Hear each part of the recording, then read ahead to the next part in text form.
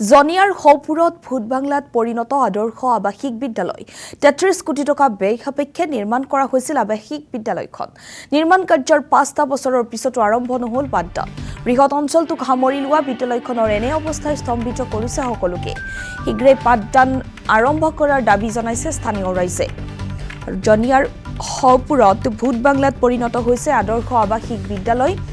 ৩৩ কোটি টকা ব্যয় সাপেক্ষে নিৰ্মাণ কৰা হৈছিল আৱাসিক বিদ্যালয়খন। কিন্তু নিৰ্মাণ কাৰ্যৰ ৫ বছৰ পিছতো আৰম্ভ নহল পাঠদান। বৃহৎ অঞ্চলটোক সামৰি লোৱা বিদ্যালয়খনৰ এনে অৱস্থাই এতিয়া স্তম্ভিত কৰিছে সকলোকে। শীঘ্ৰে পাঠদান আৰম্ভ কৰাৰ দাবী জনাইছে স্থানীয় ৰাইজে।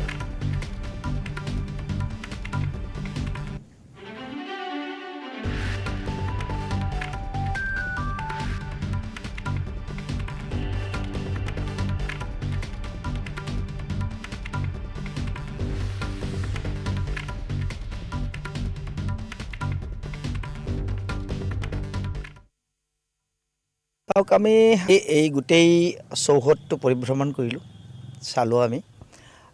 এটা যথেষ্ট উন্নত মানৰ এখন বিদ্যালয় আৰু এই বিদ্যালয়খন অতি শীঘ্ৰে পাঠদান আৰম্ভ কৰিবৰ কাৰণে আমি চৰকাৰৰ বিভাগীয় যিবোৰ কৰ্মকৰ্তাসকল আছে আৰু বিশেষকৈ আমাৰ যি ৰাজ্যখনৰ শিক্ষা ক্ষেত্ৰত আমূল পৰিৱৰ্তন আনিবলৈ সক্ষম হোৱা আমাৰ শিক্ষামন্ত্ৰী মাননীয় নৰুনোজ পেগু ডাঙৰীয়াক মই এই বিষয়ে অৱগত কৰিম আৰু যাতে খুব কম সময়ৰ ভিতৰতে এই বিদ্যালয়খনৰ পাঠদান আৰম্ভ কৰিব পৰা যায়।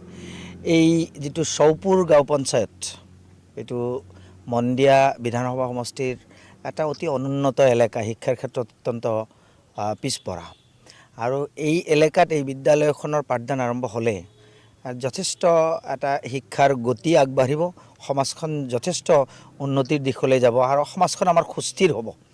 আৰু এই উদ্দেশ্যেই আমি এই গাঁও পঞ্চায়তৰ সভাপতি তেখেতক লগত লৈ আমি বিদ্যালয়ৰ চৌহদটো চালোঁ। যথেষ্ট সুন্দৰ পৰিৱেশত আছে।